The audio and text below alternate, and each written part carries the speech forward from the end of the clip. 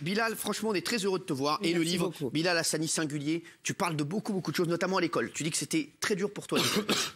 T'as arrêté l'école avant. T'as arrêté l'école à quel âge? J'ai fait mon bac. Ouais, t'as fait ton bac. J'avais fait un deal avec ma maman. Ouais. Quand j'avais 8 ans, on était en train de manger du poisson et je lui ai dit « Maman, moi je veux être chanteur, je veux pas aller à l'école, c'est nul les maths. » Elle m'a dit « Tu vas t'entraîner d'abord et tu passes ton bac. » Et à partir du moment où tu as ton bac, tu fais ce que tu veux. Ah, ça. Et donc j'ai tenu cette promesse, j'ai eu un bac L. Non, littéraire. Donc, ouais, c'est pour ça qu'on se retrouve avec un bouquin aujourd'hui. Exactement, bah aujourd'hui bien sûr, les lettres persanes, Singulier, Montesquieu, la gare des Michards, bien entendu, les lettres de Montmoulin, bien entendu, Alphonse Daudet, tout ça, bien sûr, j'en passe et des meilleurs.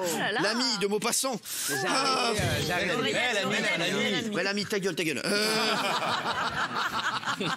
Donc j'ai arrêté l'école, j'ai fait 3-4 mois d'université, après ça m'a saoulé. Ah, ça t'a saoulé. Alors tu dis à l'école, c'est toi qui le dis dans le livre, tu dis on te reprochait de rouler du cul. Ouais. Mais je roulais pas du cul, c'était genre en fait j'avais 7 ans à ce moment-là, donc je sais même pas ce que je fais quand je marche, j'avais ma démarche naturelle.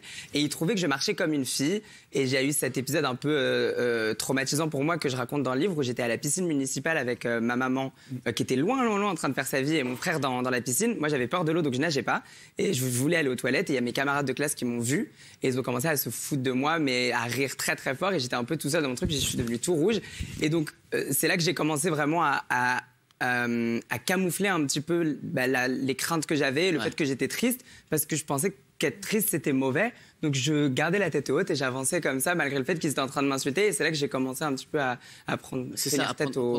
tenir tête et prendre confiance. Et c'est vrai, Bilal, tu te livres vachement dedans.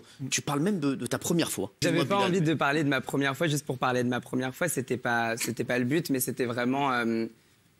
pour expliquer... Et c'est pour toutes les personnes qui vont te lire, aussi, je pense. Voilà. Je parlais un petit peu là, parce que moi j'étais un jeune garçon qui commençait à découvrir sa sexualité au collège. Et quand on est homosexuel dans un bahut où on est le seul homosexuel, c'est un petit peu qu'on n'a pas de relation. Il n'y a pas les petites amourettes d'école, on se tient la main et on se fait le bisou sur la joue, etc. Moi j'avais pas le droit à ça. Et donc ça arrive à beaucoup de jeunes qui sont dans mon cas et qui sont pas hétéros. Ils vont être d'un seul coup confrontés à l'aspect plus vulgaire en fait de l'amour et à ce côté très sexuel. Et toi, ta première fois, elle est assez étonnante, c'est que c'était avec un garçon qui était avec une fiancée. Qui était avec un garçon qui était C'est un garçon qui était avec quelqu'un, qui était avec une jeune fille, qui était mon amie. Je suis désolée. Qui était ton ami. Oui. Et il paraît que il s'est dit quel âge? Il a 13 ans, je crois. 13 ans. 13 ans et demi. Ouais. 13 ans et demi. Oui. Et il paraît que vous avez eu une aventure ensemble. Et après, il est retourné avec voilà, et ça s'est su et ça a créé des grosses complications dans mon établissement, malgré le fait que c'était juste une rumeur. Mais bon, c'était pas vraiment une rumeur, après vrai, en fait. Hein. Non, mais c'était vrai, mais en gros pour le corps, à part lui et moi, personne ne savait si c'était vrai ou faux. C'était des oui-dire et donc tout le monde en parlait et ça a beaucoup engrainé. Et ça a fait que après, ils m'ont dit de partir de l'établissement. J'ai dû quitter l'établissement et pas lui, juste moi. Et donc c'était un peu compliqué. Après voilà, moi c'était à 13 ans, j'étais très jeune, j'ai beaucoup de regrets par rapport à ça. Dans ma tête, je me disais jamais que j'allais en parler publiquement. Et si j'avais envie de le dire, c'est parce que vraiment c'était pas quelque chose que j'avais envie de faire. Et j'ai été un petit peu mis dedans. Et c'était dur en fait à vivre, mais sur le moment je me rendais pas compte. Et avec du recul, je me rends compte que c'était trop tôt en fait. T'es célibataire? Oui. Voilà. Mais c'était magnifique. Non, mais non, parce que ça ne va pas être évident, au-delà d'être célibataire, de vivre même une sexualité. J'imagine quand on est aujourd'hui connu comme toi. Bien sûr. Après, voilà, moi, je fais attention à mes relations. Je suis un peu devenue une mémé. Moi, je sors pas et tout. Je suis du genre, voilà. Donc, je suis très bien avec. Isabelle va sortir avec toi.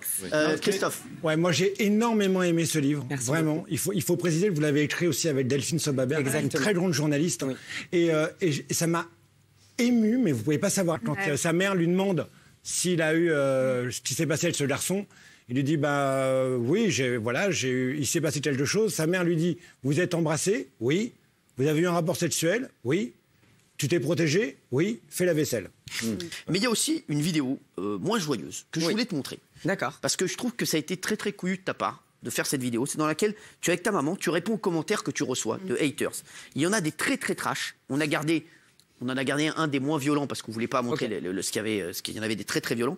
Et si ta mère répond poliment au début, on sent qu'au fur et à mesure, elle monte un peu en pression. J'adore ta maman, qui a un amour. À chaque fois, elle vient t'accompagner et je l'adore. Elle est magnifique en plus. Et c'est vrai que je trouve que ça le faire avec sa maman et répondre aux haters, c'était, je trouve, une vidéo incroyable. Merci vraiment. beaucoup. Regarde. Que Dieu te remette dans le droit chemin et à l'abri, que Dieu nous protège, rien ne va plus. J'aimerais bien savoir si Dieu lui a dit directement que mon fils Bilal, que Dieu a créé, n'était pas sur le droit chemin. J'aimerais bien savoir si Dieu lui a dit directement ce que c'était que le droit chemin. Donc Miss Beautiful, ta gueule.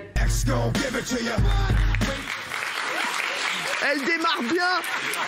Elle démarre bien. Et à un moment, sa mère, elle nous fait une sortie de route. Elle démarre bien, c'est sympathique, tout ça, oui. Et après...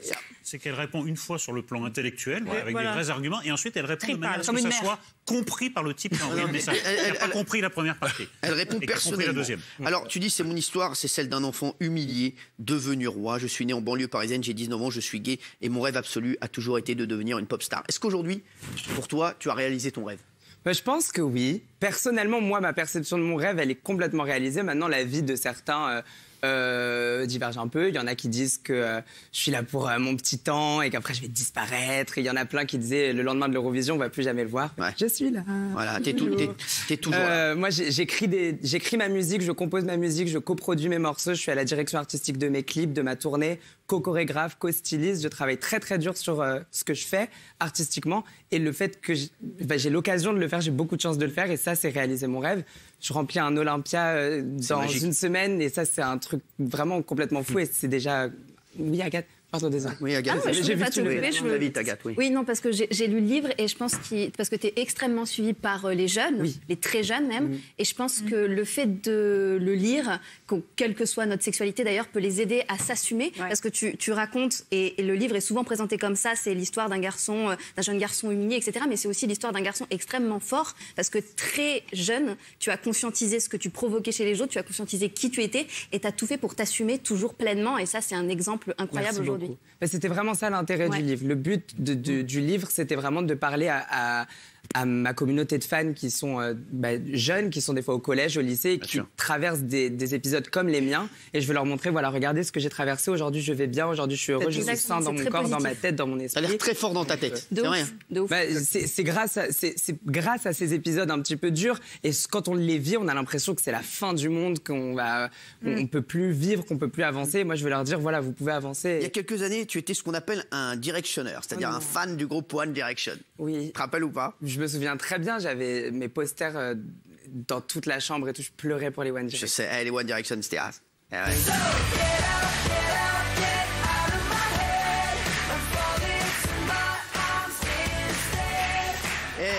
Et les One Direction, je me rappelle, Isabelle était fan de leur rep qui avait créé un groupe GPS. Et quand tu avais 13 ans, en 2013, il y avait l'avant-première du film des One Direction à Paris. Si allez, on a retrouvé des images où tu avais été interviewé par Non-Stop People. Non. Oui, je me regardez, très, très il bien. était comme un ouf, Bilal. Regarde. Oh non, non, non, non, non. Si. Si,